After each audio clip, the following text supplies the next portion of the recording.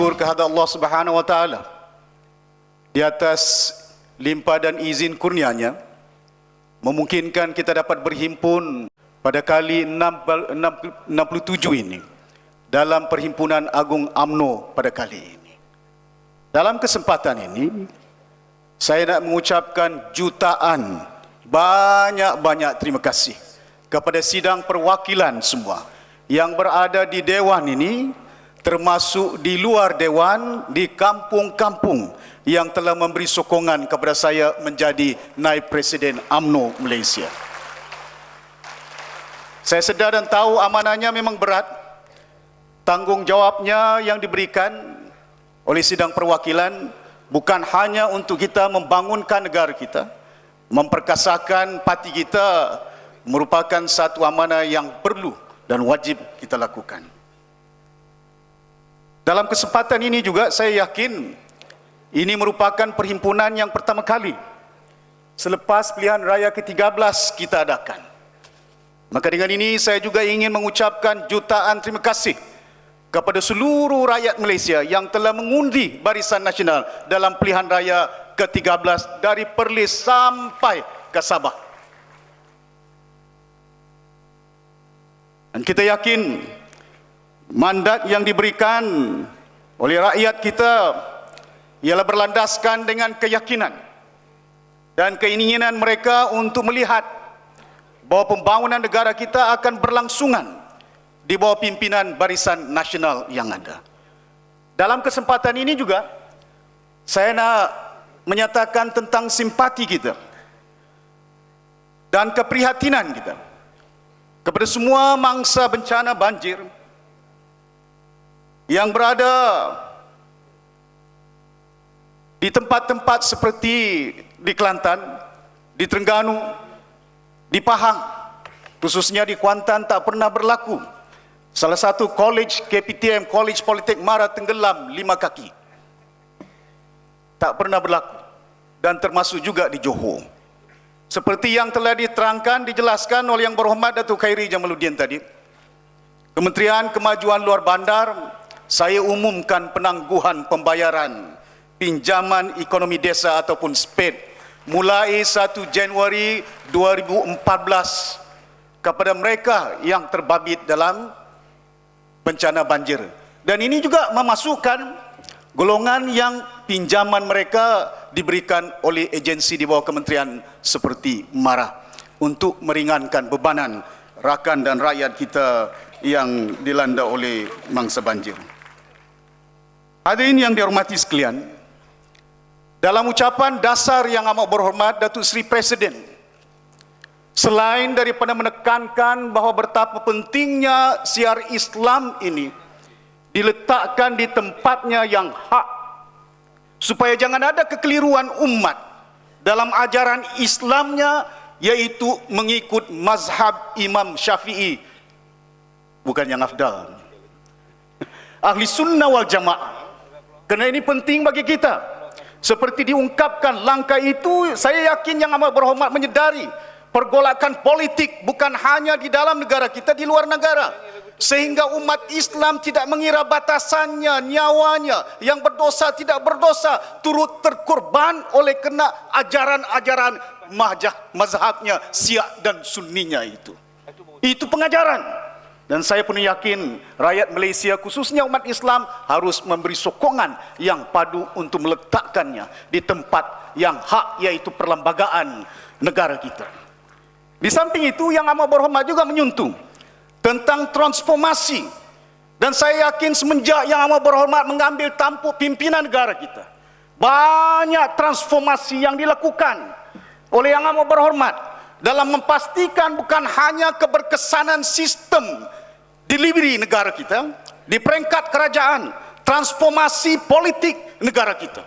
Saya ucapkan syabas kepada Yang Amat Berhormat Presiden Parti, menang tanpa bertanding. Saya masih ingat masa duduk dalam satu mesyuarat dalam kita memindah perlembagaan parti kita. Dia nyatakan ketidakraguannya, ketidakbimbangnya bila mana ada orang melawan ataupun bertanding calon presiden. Begitu berani Yang Amat Berhormat untuk nak transform parti kita supaya ianya akan ditentukan pucuk pimpinan. Parti ini, negara ini bukan ditentukan oleh 3.000 perwakilan di Dewan ini, tetapi ditentukan oleh 148.000 perwakilan dari Perlis sampai ke Sabah. Dan inilah transformasi tidak pernah berlaku di mana parti di dunia. Tidak berlaku di Amerika Syarikat dalam sistem pemilihan presidential election dia. Tidak berlaku di United Kingdom, di mana pemilihannya berdasarkan dengan state Floridanya, state Ohio-nya, Chicago-nya. Tetapi pemilihan pimpinan pucuk parti kita ialah dilakukan di peringkat cawangan, di peringkat kampung oleh perwakilan ketua-ketua cawangan UMNO yang ada di negara ini. Transformasi dalam kerajaan kita banyak yang dilakukan oleh Yang Amat Berhormat Datuk Seri Mohamed Najib. Saya masih ingat bila mana dia meletakkan amanah saya selaku Menteri Kampung, menyatakan tentang pembinaan jalan sepanjang 3.000 km semenjak tahun 2010. Saya masih ingat Datuk Seri kita mesyuarat di Sunway Lagoon, 3.000 km dalam rancangan yang telah dilakukan, 6 rancangan Malaysia ke-7 ke-8. Panjang jalan cuma dalam lingkungan 1.700-800 km. Jangka masanya panjang, pendek jalannya. Di bawah Datuk Seri Najib, jalannya panjang, masanya pendek, 3 tahun. Kosnya juga kita turunkan. Dalam pembinaan jalan, contohnya di Sarawak, kita belanja duit yang begitu kecil, sepatutnya 200 juta, cuma menelan belanja 90 juta. Saya tahu Datuk Seri bila dia bagi senyuman, masanya ingat, jangan ucapannya panjang sangat. Ada 6 minit lagi. Sidang perwakilan yang dihormati sekalian, banyak transformasi dilakukan. Transformasi RTC UTC, yaitu contohnya di Gopeng, contohnya di Wakaf Cik Ye yang ada, di mana manfaatnya cukup besar bagi rakyat negara kita. Bukan hanya daripada sudut implikasi ekonomi, putaran uang yang berada di negeri Kelantan, tempiasnya di Terengganu, di Pahang, dalam negara kita. Di Gopeng, UTC yang ada pusat-pusat didirikan. Di pusat-pusat bandar memungkinkan klinik bantuan maklumat yang disampaikan. Pendaftaran kad pengenalan, pasport dan berbagai dalam jangka masa yang pendek. Transformasi dilakukan, bangunan di Wakaf CE harganya lebih 100 juta tak digunakan. Kita manfaatkan hari ini turnovernya 350 juta ringgit di Wakaf CE di Kelantan itu. Peluang pekerjaan kepada anak kita cukup banyak. Transformasi dalam politik saya sebutkan. Transformasi dalam kerajaan juga saya sebutkan. Bagaimana kita nyatakan bahawa ini merupakan satu langkah yang kita katakan game changer untuk memastikan supaya pemerintahan yang ada semakin relevan. Ikutannya manfaatnya kepada rakyat, tidak mengira bangsa, agama. Dan Yang Amat Berhormat Datuk Seri Presiden Parti dalam pilihan raya ke-13, kubu kuatnya ialah kampung-kampung luar bandar itu. Saya ucapkan terima kasih banyak. Peruntukan diberikan kepada Kementerian Kemajuan Luar Bandar dan kementerian-kementerian yang lain. Kalau boleh tambah lagi Datuk Seri.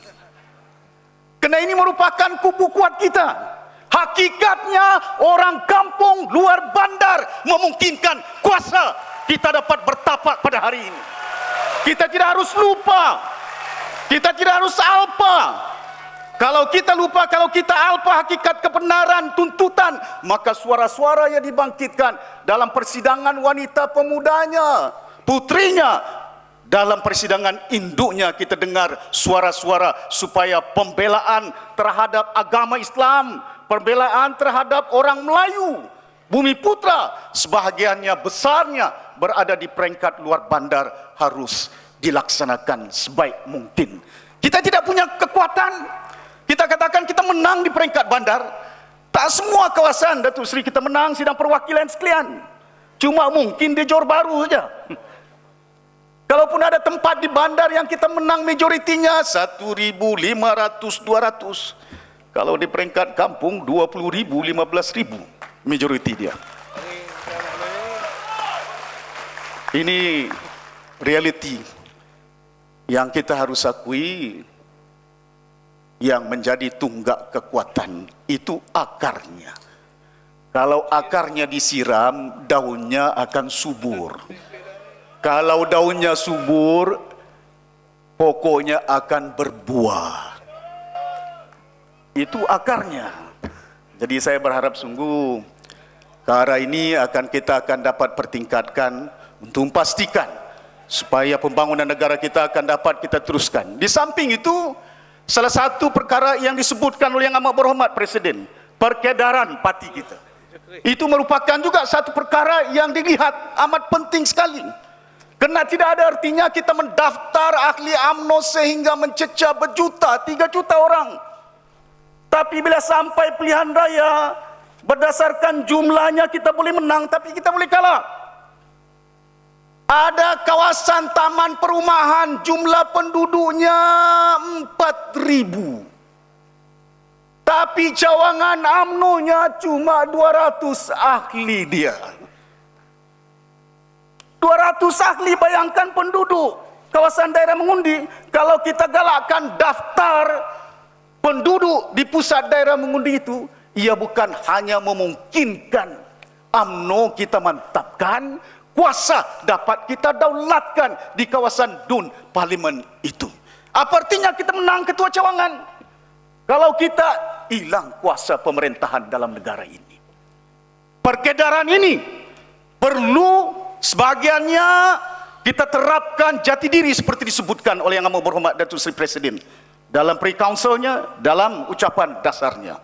Itu penting bagi kita menerapkan kesetiaannya, gerak perhikmatannya yang cemerlang untuk memungkinkan kekuatan parti ini dapat kita tingkatkan.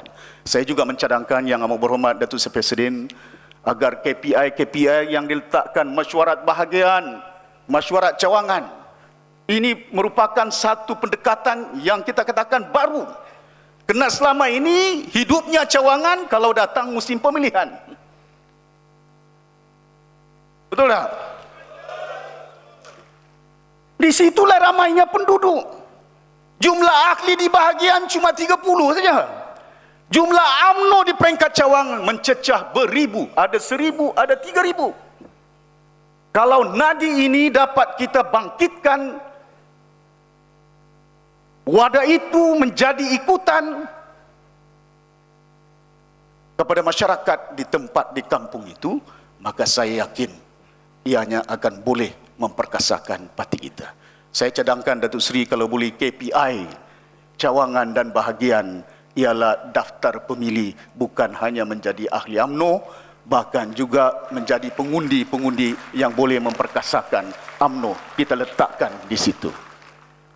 Sidang perwakilan yang dihormati sekalian, lepas 5 minit dah tu dalam memperkasakan kepimpinan kita, bukan hanya di peringkat cawangan, insyaAllah saya nak pindahkan. Sudah limpas 5 minit. 5 minit dah, okey. Apa-apa itu boleh sambung sikit. JKK, kita akan transform JKK. JKK kita nak perkasakan kerana kita perlukan kepimpinan di peringkat kampung-kampung ini.